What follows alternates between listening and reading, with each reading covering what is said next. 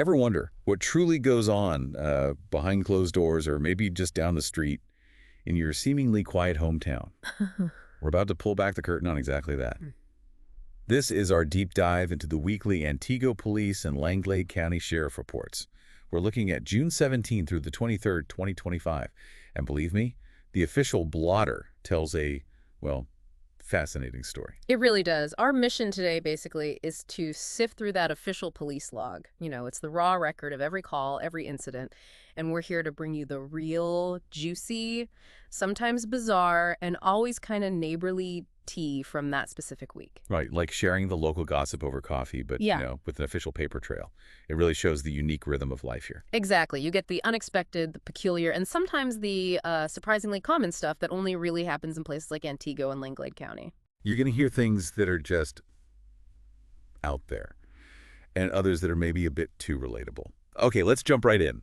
Because honestly, one of the most consistent themes, and often the funniest, was the role played by our furry friends, and sometimes scaly ones. It wasn't always heroic, lassie stuff, more like, what on earth is that animal doing? Yeah, the animal kingdom definitely made its mark. It turns, a potentially quiet week into something pretty memorable. And that first one from Freiburger Avenue, that really sets the tone, doesn't it? Oh, totally. So picture this. An officer shows up and finds a husky. Okay, normal enough. But the husky is pulling a chair across the yard. Pulling a chair? Yes, like, was it redecorating? Some kind of weird dog workout. The report just says, pulling a chair. What did the homeowner think? You just have to wonder. It's such a specific, odd visual. It really is. And it sticks with you. Yeah. But the weird animal stuff didn't stop there. What else kind of stood out on the animal front that turned out to be, well, less dramatic? Well, how about the python scare over on Claremont Street? Oh, yeah.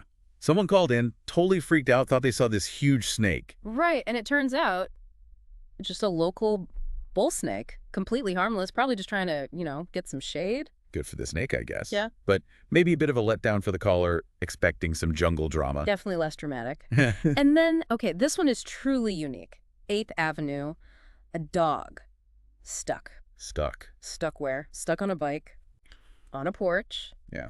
And its water dish was practically empty on a hot day. On a bike? How does a dog get stuck on a bike? Who knows? Was it like a canine bike gang initiation gone wrong? Or maybe it chewed up the wrong shoe? The blotter leaves that to our imagination. Wow. Okay, and the animal drama wasn't just in Antigo proper, right? Yeah. Langlade County had its share. Oh, yeah. Over by the HWay 45 stables. A genuine stampede situation. A stampede, like horses. About a dozen horses got loose. Imagine seeing that galloping down US 45. Whoa. That must have been quite a sight for drivers. Were they okay? Yeah, thankfully. They were all found safe in a field and returned home. But still, the chaos. Definitely. And moving to a more serious note, sometimes these animal calls aren't funny at all. That's true. The deep dive also brings up the less whimsical side, like that incident on Pitt Road in Langlade County. Right, the dog bite. A neighbor's dog bit a granddaughter, actually broke the skin. Yeah, that's serious. A tough reminder about responsible pet ownership, right? It led to a quarantine order for the dog, citations for the owner. It really highlights the real-world consequences. Absolutely. And beyond those big incidents, officers were busy with, more routine pet stuff too. Still important, though. For sure. Like the small gray dog found wandering near Neva Road and North Avenue. Yep. Owner found, got a warning about registration. And then there was a skittish female beagle, also on Neva Road. She was brought to the safety building and then over to HWS. The local Humane Society. Good they could help her. Definitely. Also, a large white husky was picked up near US 45 and County Road C. The officer managed to catch it and get it back to the owner. Another reminder about registration for that owner, too, I saw. Seems to be a theme. And one more, kind of heartbreaking one on Forest Road. A chained dog, no water, hot day. Ugh. And the owner wasn't cooperative. Not initially, no. But thankfully the officers intervened and the dog was taken inside. It shows that part of policing too, animal welfare checks. Okay, shifting gears a bit, because sometimes the calls that start out sounding routine or even alarming end up just wonderfully weird. You won't believe some of the reasons people called 911 this week. This is where that small-town charm and maybe absurdity really comes through. It's fascinating, isn't it? The range of calls. Things sound serious, then turn out totally innocent. Just everyday life in Antigo, really. Oh, A reminder that not every flashing light is a 5-alarm fire, but every call gets checked out. Okay, case in point. Get this. Antigo Fire Department gets dispatched Okay. for an 8-year-old boy stuck in a baby swing. at City Park on Aurora Street. No. Stuck in a baby swing. Like, how long was he trying to wedge himself in there? Yeah. Playground physics fail. Oh my gosh. You just gotta laugh. And then there were those 911 hang-up calls. They always sound a bit mysterious at first. Right, like plot twists. But then you get the explanation. Lincoln Street, someone accidentally dialed 911 while mowing the grass. Totally relatable. I mean, who hasn't butt dialed someone? Maybe not 911, but still. Exactly. But here's where it gets really interesting with the hang-ups. One residential line, just static. Then a whisper. Stop calling. Ooh, creepy. Right. But officers made contact. Probably just water in the phone line.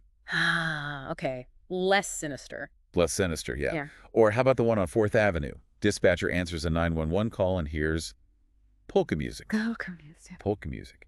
And an elderly lady talking in the background. You have to wonder, what was that conversation? Yeah. Was she yelling at the radio? We'll just never know. That paints such a picture, though. And don't forget the suspicious activity, the wrapped package. Oh, yeah, the Hello Kitty stuff found in an alley. Sounded maybe a little sketchy at first. But it turned out. It belonged to the person who called it in. A classic case of, oh, wait, that's mine. Oops. Happens to the best of us, I guess. Maybe clean out a closet and forgot. Maybe. My personal favorite, though, for misunderstanding of the week, has to be the call from Rainbow Laundry on 5th Avenue. The laundry. What happened there? Caller thought their clothes were stolen. Right out of the dryer. Oh, no. That's the worst. Totally. But guess what? A friend had just picked them up for them. Ah, a classic small-town mix-up. Relief all around, I bet. Big time relief. It really shows how fast things can seem bad. But then there's just a simple explanation, right? Like, those people using the internet at the library, the Antigo Public Library on Claremont Street, at like 3:40 in the morning. Yeah, that sounds suspicious initially. 3:41 a.m. Right. But nope. Just some late-night web surfers. Sometimes the simplest answer is the right one, and the police are there to just check it out.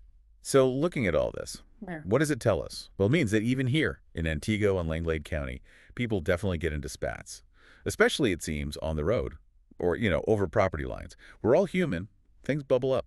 And it raises that interesting question, doesn't it? Like, where's the line between a simple traffic complaint and actual road rage? We saw a few examples this week that kind of blurred that line. Shows the stress of driving can get to anyone, even here. Totally. Like that persistent speeder on Menlick Avenue and Neva Road, apparently doing 45 every single morning. Every morning, that's specific. Right. You can just picture the neighbors stewing over their coffee, waiting for that car to zip by again. Very annoying, I bet. Yeah, that's a classic local grievance.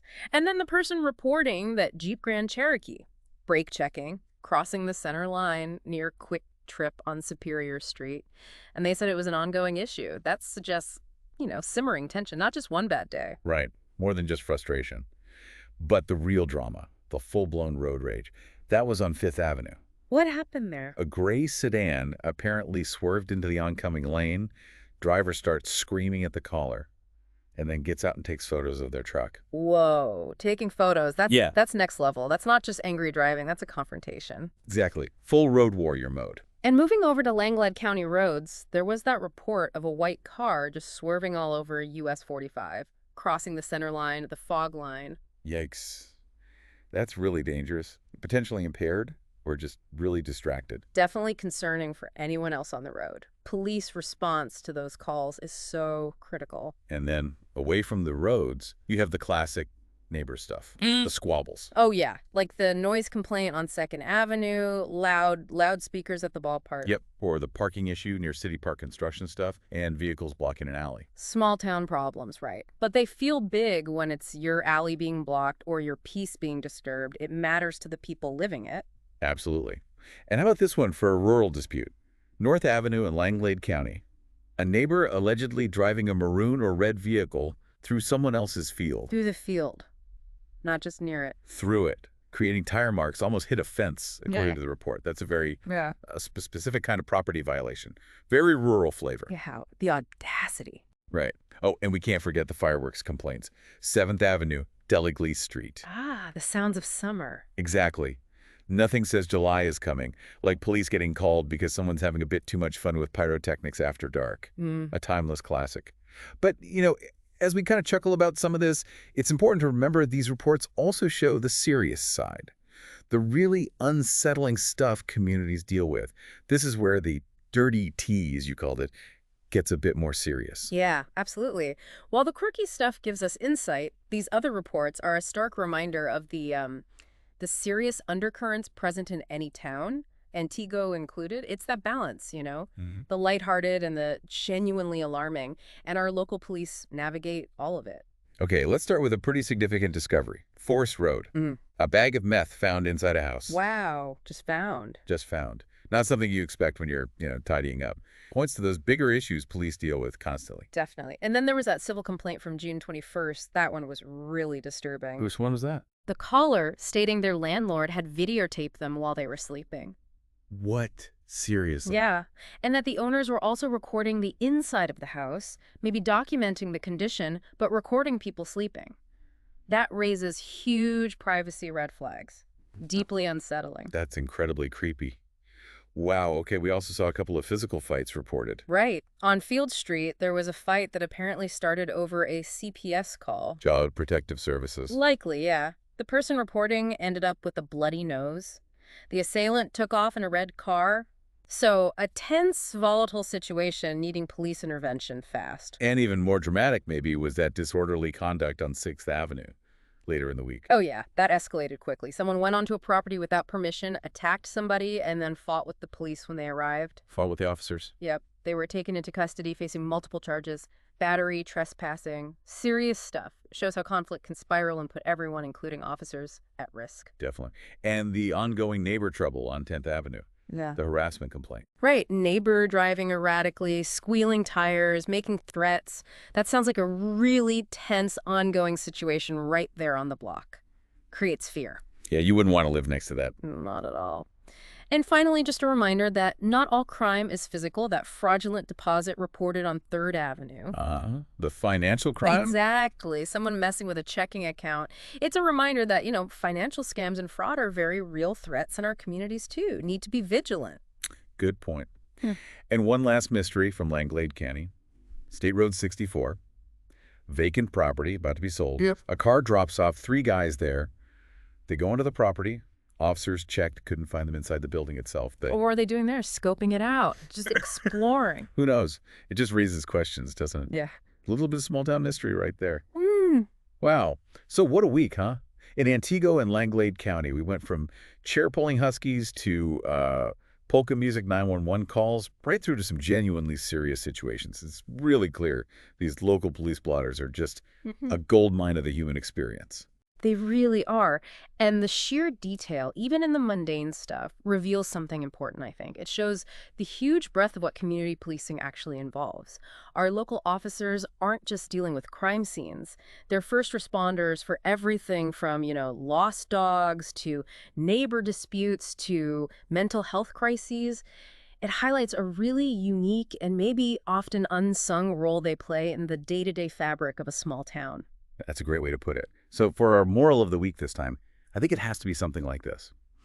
The fabric of a community, especially somewhere like Antigo in Langlade County, it's really woven from all these threads. The small, the weird, the sometimes deeply serious incidents. They paint this incredibly vivid picture of local life and also the amazing versatility of our emergency services who have to handle everything, from barking dogs to real danger, often with a lot of discretion and problem solving. That sums it up perfectly. And maybe a practical takeaway, too. Go on. Always, always double-check your dryer for your quote-unquote stolen clothes before you call 911. Excellent point. Saves everyone a bit of trouble, right? Let's the police focus on where they're really needed. Exactly. All right. Until next time, stay curious, stay informed, and definitely keep an ear out for the local buzz.